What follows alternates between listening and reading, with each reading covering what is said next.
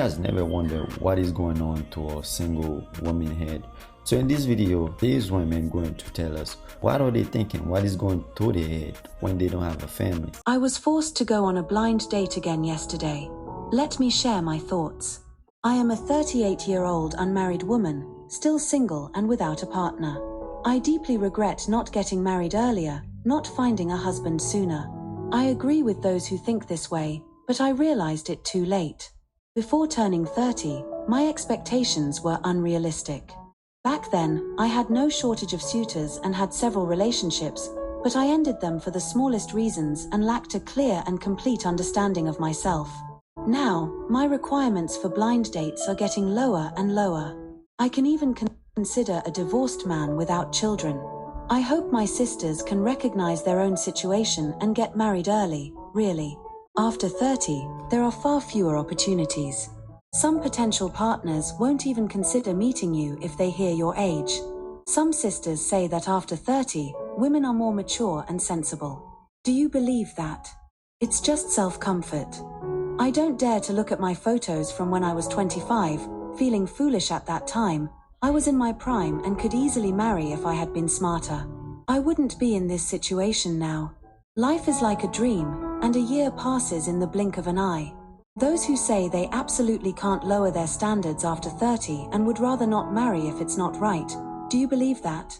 Your own worth has decreased. How can you not lower your standards? This is naive and unrealistic thinking. Men are still picky about you. Now, I'm under extreme pressure, sometimes crying for no reason at night. Now, when my parents see my situation, they just sigh. I feel helpless. My parents used to joke about getting a good deal while young. I found it inconceivable, thinking how can love and marriage be a transaction? But later, I realized it really is like that. Back then, I overrated myself and delayed too long. In 2005, I had a good relationship. The boy treated me well, and I liked him too. The only flaw was that his family's financial situation was average, and he couldn't afford a house at the time. My parents said, "If you two feel good about each other, get married. We'll help with the down payment for the house." I didn't agree and broke up with him. At that time, housing prices weren't high, but I stubbornly believed that a man must have a house. Now thinking back, why did I worry about those things? Sisters, really, after 30, your value depreciates. Even if you don't admit or resist it internally, it's a fact. And you say your state at 35, whether in appearance or physical function, is better than at 25? Saying you are more mature and sensible is just self-comfort. You might not think you've depreciated, but society thinks so. Can you escape or refute this? I used to firmly believe that if I couldn't marry well, I wouldn't marry at all. But as I got older, I could only marry worse. Sisters, I'm a typical example. I've realized this now, but it's too late. I am about to collapse. I'm 38 years old. How can I compete with young girls? These years, I've lowered my standards again and again. Sometimes I even think about paying a college boy to get pregnant and become a single mother. I really like children and fear being lonely when I'm old. Once I reach 40, even getting pregnant will be a problem. Sisters, I advise you to accept reality and not be misled by some girls' statements. Like not marrying if you can't marry well, or if marrying reduces your living standards, it's better not to marry. The older a girl gets, the more mature and sensible she becomes, and has more advantages. Only marrying if the man has a house and car, or living alone for life is fine too. Issues with in-laws, giving birth, doing housework, taking care of in-laws, and women being at a disadvantage. If you're 40, the possibility of marrying well is zero. At 35, you're basically in trouble with relationships. At 30, it starts to decline. This is my personal experience over the past few years. Well, I am glad that she's sharing her story with younger women. I hope they do listen, because a lot of them, I think when they are young, they think they're gonna stay young forever, right? The requirement is so high. If you don't meet one thing from the requirement, it's a no for them. Now look, you guys heard this woman, you guys heard her story. It's heartbreaking, right? But most of the time they don't listen. They think they're gonna stay young forever. I'm curious, right? So why do you guys think that as soon as a woman hit 30, she starts seeing things for what it really is? 我39岁，没有结婚。 I am 39 years old, unmarried, and childless. I often reflect on whether it's a matter of fate or if I am just too picky. Sometimes, I can't even figure it out myself. Some men's comments are very harsh, and I don't understand why they are so narrow-minded. When It's bad. The reason I think men, when they say something, they don't really think about how you feel. So most of the time, it's the truth. It's either you accept it or not. But if we just telling you stuff that you want to hear, you will never change. Let's keep listening. see their remarks online, I often can't sleep for days and nights. I know that being unmarried at 39 is not considered young. Having children at this age would be categorized as high-risk pregnancy. These are the real issues faced by older unmarried women. But that doesn't mean I need to marry someone decades older than me or directly become someone's grandmother. Some men make me feel like older single women aren't worthy of marriage, like unsold cabbage at a market. They think we are lucky if anyone is willing to take us. I don't understand. Isn't everyone imperfect? Just because older single women have a few fewer advantages, does that mean they should grow old alone in your eyes? Or should I follow your advice and find an elderly partner, or become someone's stepmother or grandmother? Am I really that unworthy? In fact, I'm just a bit older. I believe I can still have 2 or even 3 children. The news often reports women in their 50s and 60s having children. What's more, I'm only 39 this year. So, please don't look down on me or think I'm different. Actually, I'm still a young, unmarried, and childless woman. My body functions are the same as those of girls in their teens and 20s. I'm still that lovable girl. It's just that I chose not to accept suitors in the past. I can't agree with this. She is 39 and then she really think her body is still going to be the same as a younger girl. It is not. As you're getting older, your eggs start declining, so it is not the same. So, I urge those men to open their eyes and see how outstanding this woman in front of you still is. 我想问大家一个问题，就是我长得是不是还行？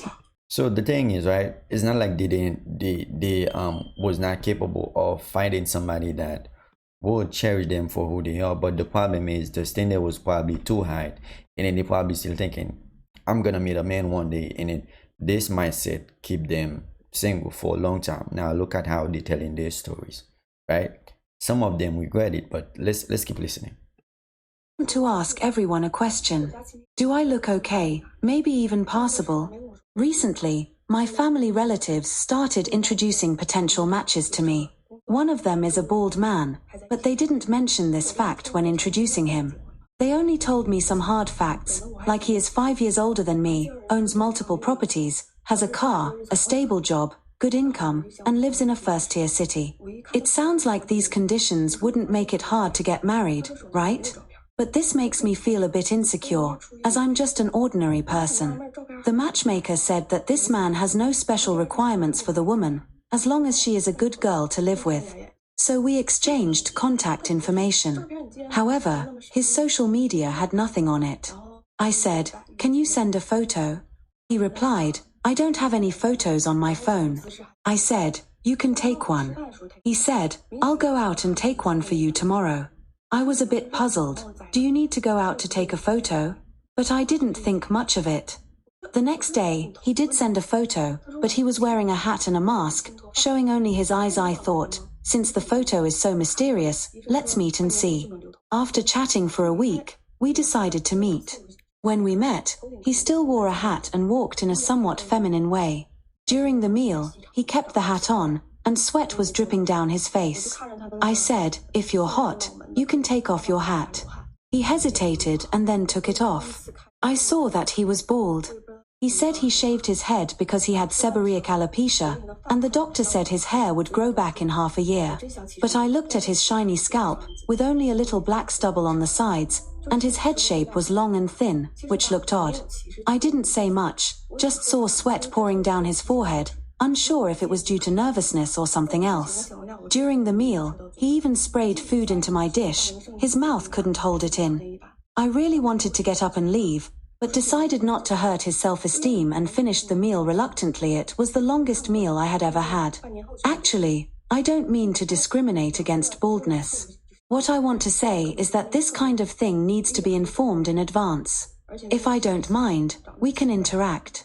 But in the situation of being unaware, I feel I was not respected.